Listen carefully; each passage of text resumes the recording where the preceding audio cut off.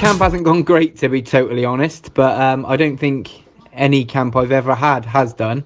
So it's what I'm used to, really. I think most boxers say, "Oh, they've had a brilliant training. Training's gone brilliant before every single fight." When in reality, it's always up and down. But I feel ready, and I'm looking forward to putting a good performance. Yeah, so Erb's palsy is a condition I was born with. Basically, I was injured when I was born. The midwives pulled too hard on my head, pretty much, and damaged a load of nerves in my neck and leading down into my right shoulder. My right arm, because of that, is significantly shorter and significantly weaker than my left, and there's a lot of movements I can't do with it. But yeah, you just got to crack on, haven't you? Yeah, well, I've been boxing at this weight since I was about 17 or 18 in the amateurs, I think. And obviously, it's getting harder and harder as every year goes by. Getting older, as anyone will tell you, it certainly gets harder to lose the weight as you get older. But I can't see myself moving up anytime soon. Yeah, it is hard work to make the weight, but I still feel like when I make the weight, I can perform well at it and pretty comfortably. I'm not killing myself to do it, so for the foreseeable future, I'll be sticking at light welterweight.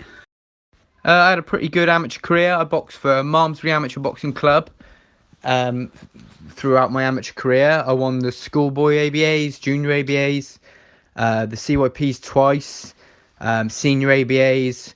I boxed for England multiple times. So I think I had a pretty successful amateur career. Well, that's a question you get asked quite often, to be honest, and it's something I never really have a good answer for. I feel like I've been boxing or doing some sort of combat sports my entire life, really, since I was 5, and I really don't know what I'd be doing if it wasn't for boxing. Probably just some random job, I don't know, just some obscure random job, working away to pay the bills like any normal person. There's nothing really that I can think of, because my whole life, in terms of my career, everything has just revolved around boxing. Ever since I was a little kid. Yes, definitely. I already do quite a lot of coaching and personal training and different stuff like that to earn a bit of money on the side. And I'm quite involved in the amateur club where I train, Paddy John's gym. Try and help out with the kids and the amateurs up there doing the corners and stuff like that, and I really enjoy that. So that's definitely something I'll just be doing more of when I do finally retire. I don't think so. There's nothing on the radar with that happening at the moment. Obviously, he lost against Lewis Ritson in his last fight, so he doesn't really have anything at the moment going on. I don't really know what his plans would be. Obviously, it's something that could possibly happen, but it's not in my plans at the moment, and I'm sure it's not in his either. But who knows? The British title's always obviously been a pretty prestigious title, but I feel like I've fought for it twice now and won both of those fights, but just not been given the title. I've obviously held the European, and I'm looking to win the European again. So I don't really see myself challenging again for the British. It's sort of almost a step backwards for me now, being a European champion and hopefully winning the European title again.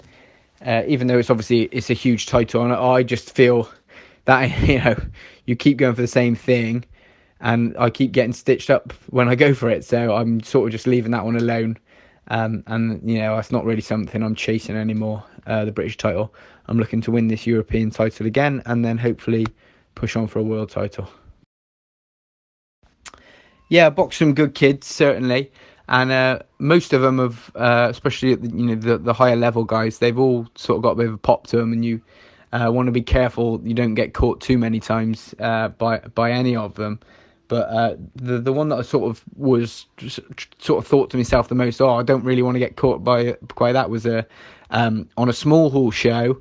A kiddie called Ruben Rodriguez, a Spanish kid who I fought a couple of fights ago, and I never really got caught cleanly by him, but a few of the shots sort of whistled past or caught me on the gloves, and I certainly thought to myself, God, I wasn't expecting him to punch like that, and hopefully don't want to get caught by anything off of him, and thankfully I didn't. Yeah, I've been vegetarian now for about 5 years. I originally turned vegetarian because my mum is a bit of an animal activist, animal rights and all that sort of stuff. And she was constantly sending me different videos about animal treatment and factory farms and all that sort of stuff. And she sort of basically guilted me into it. And I went, say about 5 years ago, went vegetarian. Haven't really looked back since. I do feel better from it. I sort of don't put as much weight on in between fights. I think a lot of that's just because I don't eat as much rubbish in between fights, to be honest, now. And yeah, I'm sort of slightly turning more and more to a sort of vegan lifestyle as the time goes on, sort of cutting out more and more of the stuff. But I wouldn't say I'm a vegan yet, but I could see myself doing it in the future. But yeah, I feel good, and like I say, it's been 5 years now without any meat, and I feel good, and I don't know if everyone would do, but I do, so I'll stick to it. No problem at all. Thank you for your time as well. Without the sort of publicity and the promotion and everything like that, no one would be interested in watching the fights and watching me perform, and that's who pays my bills. So I appreciate that, and appreciate you getting you sort of guys getting the word out. And yeah, I want to say a big thank you, of course, to my sponsors, long-time sponsors, Bankham Surfacing, Sedulo, CFS Bristol, Bad Boy Supplements, and this time for this fight, S&J Roofing.